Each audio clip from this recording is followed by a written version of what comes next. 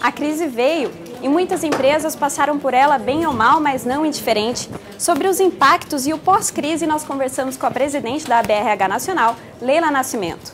Leila, quais foram os impactos da crise dentro das empresas e como será o pós-crise?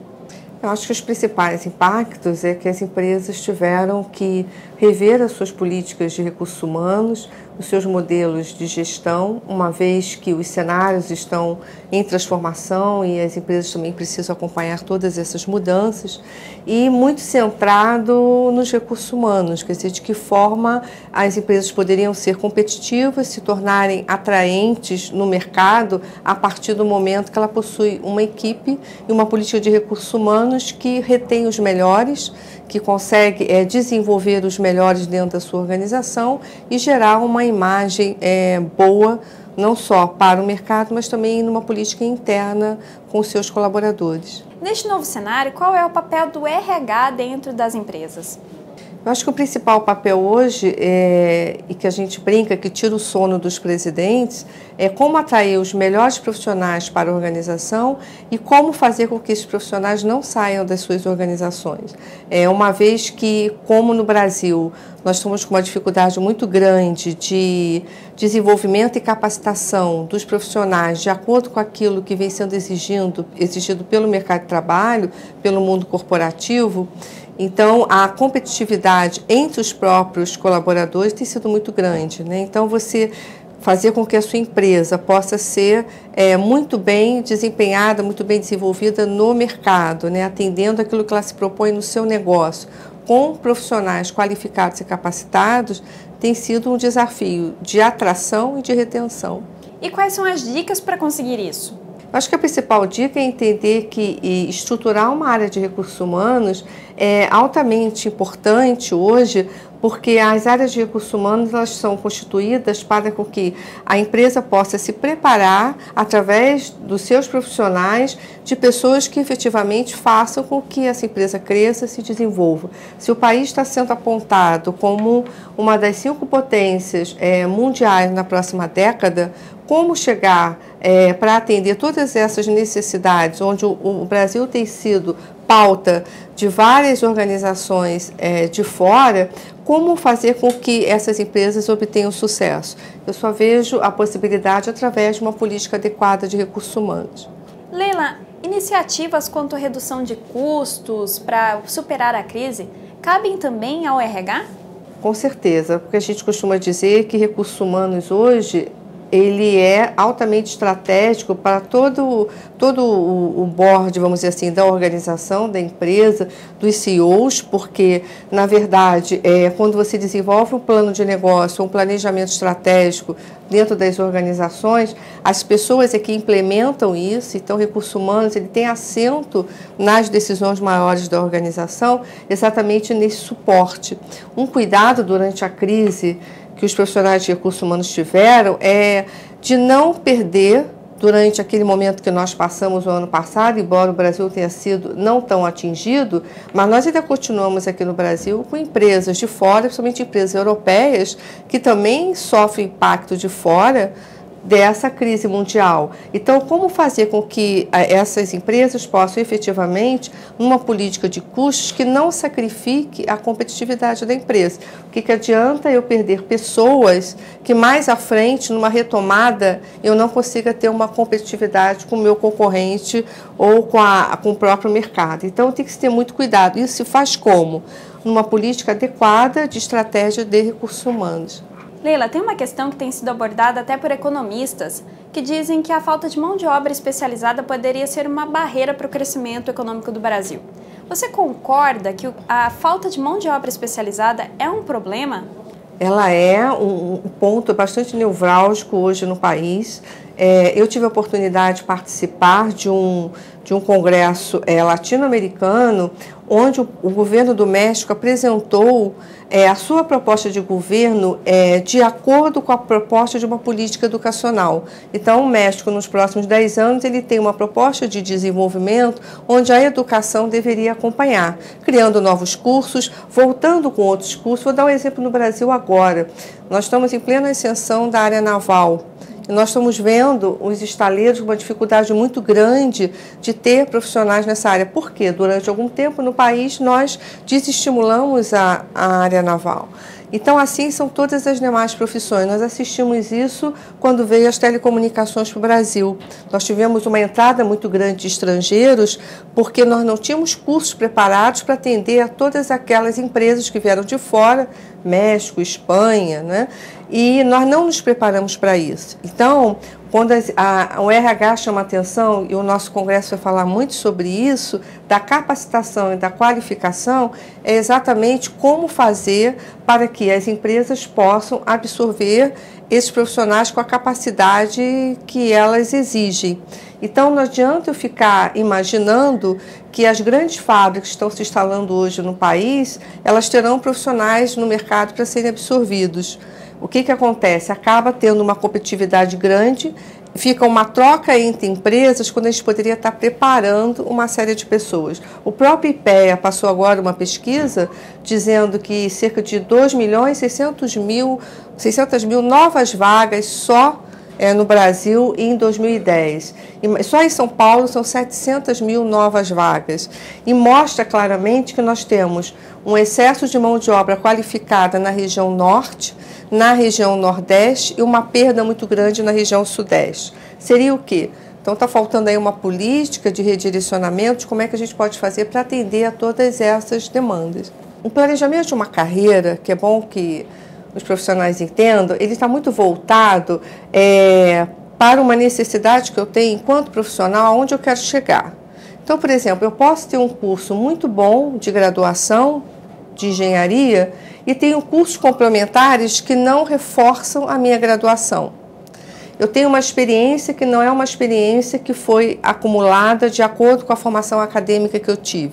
Eu tive uma formação, mas a minha experiência profissional caminhou para um outro lado. Então, é muito importante que quando as empresas dizem que eu tenho profissionais, mas não tenho profissionais qualificados, eu estou falando de duas coisas.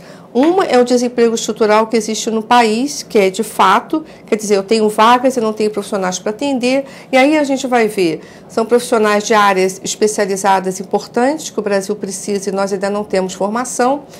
Vou dizer um segmento importantíssimo, que é a área técnica de nível médio. Nós diminuímos os cursos profissionalizantes no país, isso requer então que algumas empresas deem esses cursos numa possibilidade e uma tentativa de suprir uma demanda que é da educação. Nós temos o caso de profissionais que não tiveram uma orientação de carreira, então eles vão para o mercado com uma forma muito aberta de procura de vagas, e você procurar uma vaga hoje no mercado requer também um planejamento. Às vezes a gente escuta, eu mando 1000 currículos e eu não tive resposta alguma. Então, se eu mandei 1000 currículos sem planejamento, eu com certeza serei fadada ao insucesso. Agora, se eu fizer um planejamento, eu tenho essa formação, eu tenho essa experiência, o meu currículo eu vou dar um foco nesse sentido, eu vou olhar os classificados, né, dos sites, dos jornais, das revistas, dos cadernos de empregos, e vou ver o seguinte, que empresas recrutam o perfil que eu tenho, e eu faço um direcionamento. Então, o que nós estamos vendo, novamente eu digo, nós temos que alinhar muito bem essa questão da educação com a formação. Nós vimos no Brasil que cresceu muito, durante uma época, as universidades corporativas, que foi uma necessidade que as empresas tiveram de preparar pessoas para o imediatismo que elas possuem. Só que, por mais que elas queiram, não conseguem corresponder a uma educação de massa que o sistema educacional precisa dar. Então, quando a gente fala nessa pouca qualificação, nós estamos exatamente tratando essas outras variáveis que acontecem no nosso processo de formação de pessoas no Brasil. Nesse sentido, a educação corporativa poderia ser uma boa saída e as empresas fazem isso? Ela é uma boa saída, mas ela não é a única. E até porque a empresa não tem um papel de educação. Ela desenvolve bem quando ela tem uma parceria com as universidades, quando ela tem uma parceria com uma escola de negócios ou com um curso de ensino profissionalizante. Nós temos vários exemplos aí que geram resultados muito bons, mas eles não suprem essa necessidade que nós estamos vendo com esses números bem grandes de vagas e de oportunidades e de crescimento que o Brasil já vem apresentando para os próximos anos, não é suficiente. Como está o nível dos salários no Brasil? Poderia entender que muitas vezes a falta de mão de obra especializada é em função dos salários que são baixos e os profissionais não têm dinheiro para investir na sua carreira? Hoje o que nós estamos vendo, não é só no Brasil, mas no mundo todo, o que é o salário? O salário, ele é parte de um resultado que o profissional tem na troca do serviço que ele oferece com o trabalho dele. Então, por exemplo, se você pegar a geração chamada geração Y, que são os novos profissionais que estão entrando no mercado, para eles muito mais do que o salário tem os benefícios que a empresa daria a ele para o desenvolvimento da carreira. Então, conta um curso, conta um bom programa de benefícios de qualidade de vida. É uma geração que eles vêm mais à frente. Costumo dizer que é uma geração trabalho. Eles estão muito conectados com essas mudanças no mercado de trabalho e muito preocupados com a carreira deles. Então, para eles, o que agrega valor não é só o salário, são as outras oportunidades que ele terá pela frente de crescer na carreira que ele se destinou a desenvolver.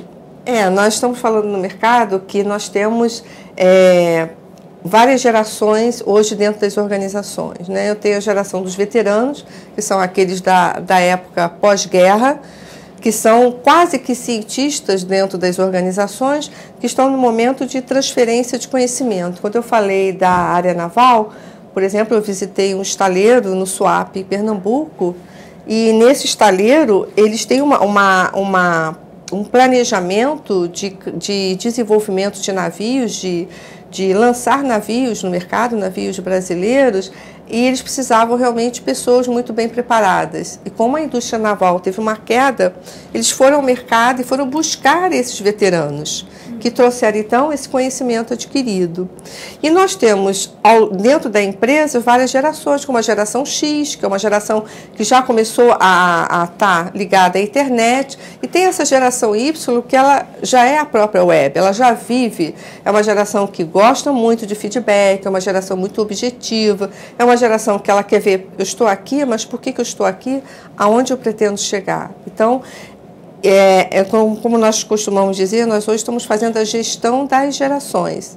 Eu até brinco que eu tenho uma história em quadrinhos que fala assim, a criança pergunta para a mãe, eu nasci de um download? Exatamente essa questão da web na vida dessas pessoas, né? Então é isso que a gente chama de gerações. Por fim, eu gostaria que você falasse um pouco sobre o que é a ABRH Nacional. A ABRH Nacional é uma associação, a Associação Brasileira de Recursos Humanos. Ela existe há 45 anos no nosso país, é uma grande associação pela missão que ela possui, ou seja, se nós estamos falando num país que tem todos esses desafios ligados às pessoas, a ABRH ela tem uma missão de estar participando disso de uma forma assim, muito presente, porque nós reunimos os profissionais de recursos humanos das maiores empresas do nosso país, são 23 unidades da ABRH nos estados, são 23 estados que têm uma atuação da própria ABRH, e são esses profissionais de recursos humanos que são os grandes responsáveis. Quando a gente fala em educação, eu digo que dentro da empresa o grande educador é o profissional de RH, né? Ele que está ali verificando e vendo quais são as novas demandas da empresa de qualificação e de preparo e de buscar respostas para isso. Então, a ABRH ela tem essa missão, que é uma missão de disseminar conhecimento na nossa área. Nós realizamos anualmente, e esse ano aqui em São Paulo será 17 a 20 de agosto, o nosso Congresso Nacional de Recursos Humanos, onde nós trazemos todas essas questões, e é muito interessante que o ano passado nós tratamos de como viver aquela crise. Hoje nós estamos tratando assim, como vamos dar resposta a tudo isso que o mercado vem exigindo das organizações e onde o profissional de recursos humanos tem um papel estratégico. Então, é uma associação que eu vejo que ela tem uma missão muito forte no Brasil. A gente tem, o nosso congresso é o maior da América Latina, o CONAR, Congresso Nacional de Recursos Humanos, e é o terceiro congresso mundial, né, na linha dos congressos, dos grandes congressos de recursos humanos, é o terceiro no ranking mundial. Ok, Leila, muito obrigada pela entrevista e até a próxima.